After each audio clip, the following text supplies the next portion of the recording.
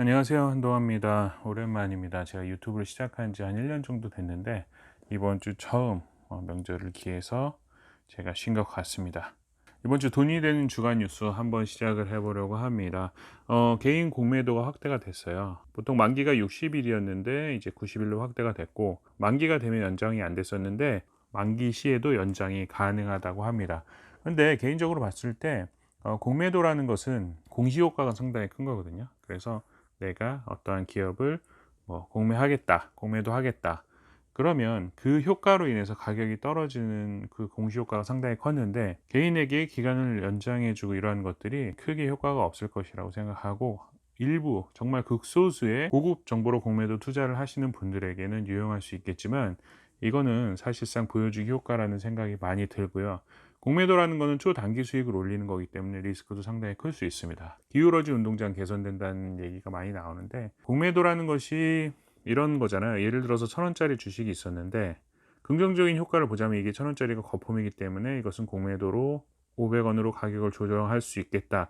긍정적인 효과도 있을 수 있겠지만, 투자 수익 면에서 봤을 때는 1,000원짜리 주식을 내가 빌려와서 파는 거죠. 그러면 팔았던 주식, 1,000원에 팔았던 주식이 나중에 500원으로 떨어질 것이 예상이 되고, 또 공매도로 인해서 또 이렇게 떨어지게 되면 떨어진 주식을 다시 사와서 주식으로, 현물로 나에게 주식을 빌려줬던 사람에게 갚게 되는 거죠. 그러면 500원의 수익이 나는 형태겠죠. 그런데 이러한 공시 효과를 개인은 누릴 수 없었기 때문에 기울어진 운동장이라고 얘기를 많이 했는데, 그거의 개선 효과는 전혀 있을 수가 없죠. 왜냐하면 개인은 공시 효과가 있을 수가 없기 때문에.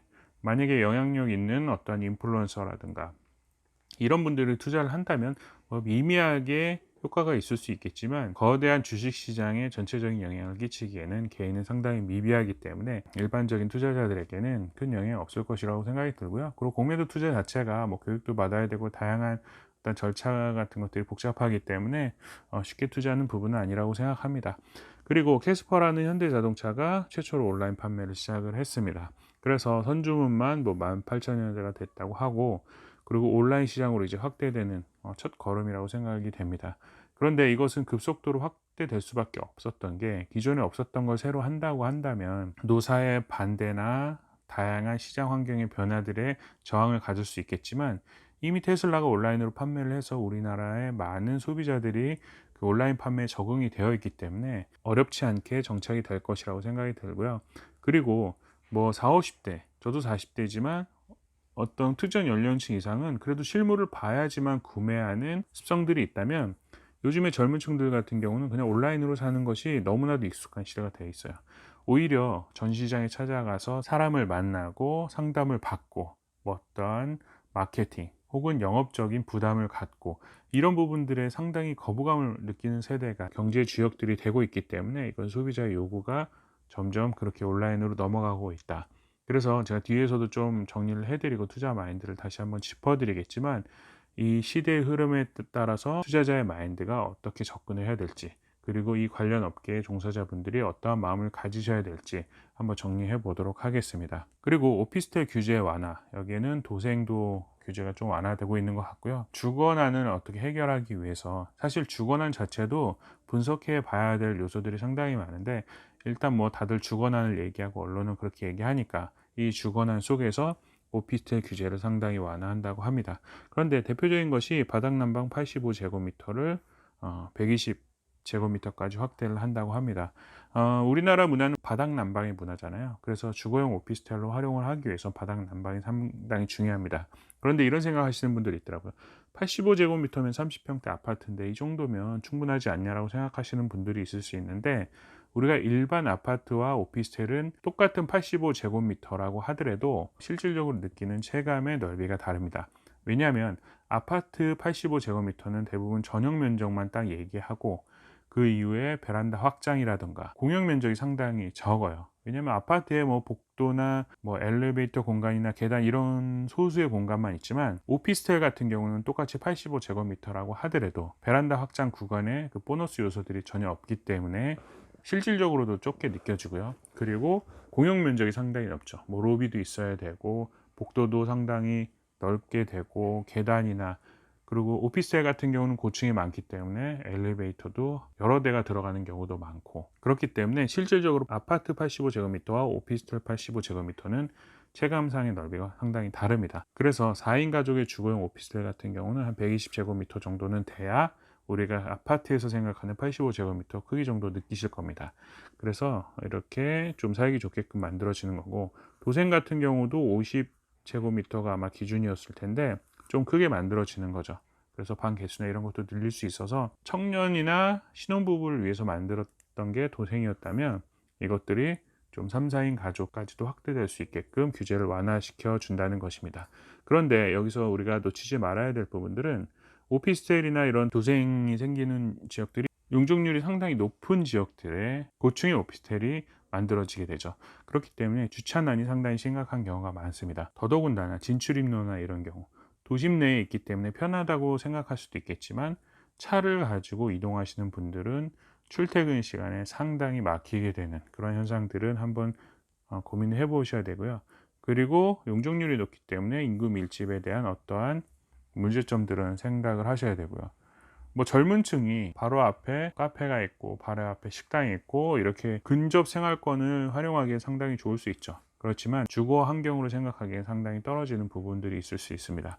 그래서 대표적으로는 유해 환경들이 많이 있을 수 있죠. 창문을 딱 열었을 때 별이 반짝이면 너무나도 아름답겠지만 네온 사인이 반짝이게 되는 이러한 현상이 나타날 수도 있습니다. 그래서 어떻게 보면 애를 키우기 위한, 즉 3, 4인 가족이라면 애가 하나 둘 있는 가족일 텐데, 그런 분들이 살기에는 좋지 않은 환경이 될 수도 있다라는 것 정도만 생각해 보시면 될 것 같고요. 그리고 태양광에 투자라면 월 2% 이런 사기에 대한 뉴스가 지난주에 나왔더라고요. 사기 금액이 한 4천억 얘기하던데, 그런데 이런 것도 제가 예전에도 말씀드렸지만 월 2% 투자면 연 24%의 투자잖아요. 웬만한 대부업의 최고 세율보다 높은 그런 금액을 줄 수 있다는 건 대부분의 사기라고 보시면 됩니다. 투자 수익률이 10% 정도만 넘어도 일반적으로 어마어마한 자금들이 몰리게 되어 있습니다. 그런데 연 24% 무리수가 되겠죠. 이러한 사기는 단순하게 생각을 하셔도 걸려들 수가 없기 때문에 상당히 조심하셨으면 좋겠고요. 그리고 이번 주 KT가 아주 핫했던 것 같은데, 거기에 핸드폰을 이용해서 그 안에 있던 사진이나 이런 것들, 특히 20대 젊은 여성들의 어떤 사진들을 불법적으로 빼내서 유통시키기도 하고, 그리고 개인정보 상당히 많이 활용을 한 것 같습니다. 왜냐하면 구조적인 문제가 있다고 해요. KT나 LG 같은 경우는 어떠한 개통 후의 고객 관리를 본사가 직접 하는데, KT 같은 경우는 대리점에 위탁을 한다고 합니다. 근데 다 그런 건 아니겠지만 대리점에는 다양한 사람들이 유입이 되잖아요. 다 그렇다고 할 수는 없지만, 그러면 이분들이 개인정보를 봤을 때, 20대 젊은 여성의 사진을 봤을 때 다양한 유혹에 빠지게 될 것입니다. 그러면 그것을 또 수익을 편취하기 위한 목적으로 사용이 된다거나 개인적인 욕구를 충족시킬 수 있는 수단으로 활용이 될 수도 있다고 합니다. 그렇기 때문에 핸드폰 개통하고 이럴 때 공장 초기화 반드시 사전에 하는 것이 중요하고, 개인정보를 빼가는 데 있어서 상당히 조심을 하셔야 될 것 같습니다. 그리고 마지막으로는 요즘 선거철이잖아요. 그래서 다양한 이슈들이 많이 있긴 한데, 일단은 투자자라면 가짜뉴스를 좀 경계를 하셔야 될 것 같아요. 가장 황당했던 가짜뉴스 같은 경우는 탈원전 정책으로 인해서 전기료가 올라왔다고 하는 황당한 뉴스죠.